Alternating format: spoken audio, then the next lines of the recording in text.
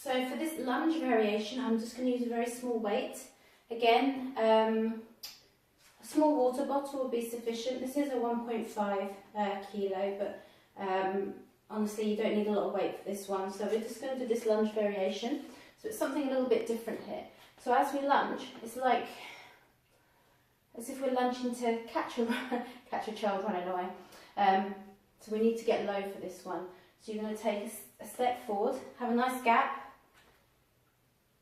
between the feet there. You're going to take a step forward and you're going to come over, reach forward so the chest is almost on top of that leg, bring it back up. So if I stand back a little bit more there, so step forward, reach over, grab them. Grab that runaway child, reach forward, bring the weight back. So you can see my chest is making contact with the thigh, and then back up and push off that front leg. So we inhale, exhale as we lift. So inhale, reach, exhale as we lift. So we're coming over. So it's just from that to reaching forward. So if I stand back a bit more, so you're going to step, see how far that arm's coming out, and then back up. So this is a good one on the legs, this one.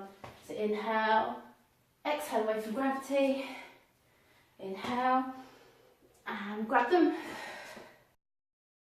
This is the next squat variation in this set. So again, it's going to be similar to the stairs, but we're not using the steps behind on this one.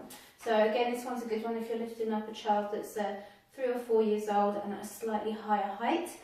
And we don't have the assistance of the chair this time, so you should have grasped the technique now. And we are still pushing the glutes backwards behind us. We're not coming forward over the knees, we still want to be pushing it away. So again, I've got my weight here, that's going to stay up here in the chest area because this is where I'll lift child up to. So we're just going to come down. So what I'm going to do is use my elbows as a cue.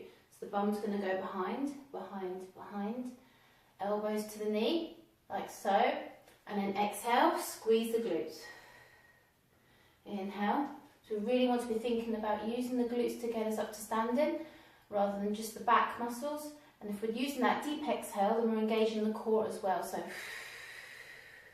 I stand sideways here, so toes pointing forward, we're going to push the bum behind. So we're going to come down, the bum's going back, knees to elbow, and squeeze. Release the glutes, come down, inhale and exhale, squeeze, back down and squeeze. Wait for the tummy to tighten nicely, and then inhale and squeeze. So again, you can do it without the bottle. If the weight's just too much for you at the moment, we can I'll usually just put my hands here and then up. So again, imagine lifting child, we want our bum to be going back. We don't want to be coming over this way. We want everything to try and go behind us. So when we lift the child up from the waist and the armpits, we want to exhale, bring them to the body. Centre of the body and use your exhale. And again, avoid holding the breath when we're lifting load. That will keep the pressure in the core stabilised. So I thought I'd add in some pushing exercises as well. So we're doing pulling, a lot of pulling and bending, squatting, hinging, etc. So a good nice pushing exercise here, which adds in a very gentle bit of core as well. So we're going to involve the worktop. So we're just at home at the worktop. We're going to do press ups. So nice and safe. We're still quite vertical. We're not down on the ground, but we're going to add in the core as well. So first of all, it will just be press up. Inhale, exhale. So you see my body's nice and locked there. Inhale, exhale, we push away. We're going to add a knee. Inhale, inhale,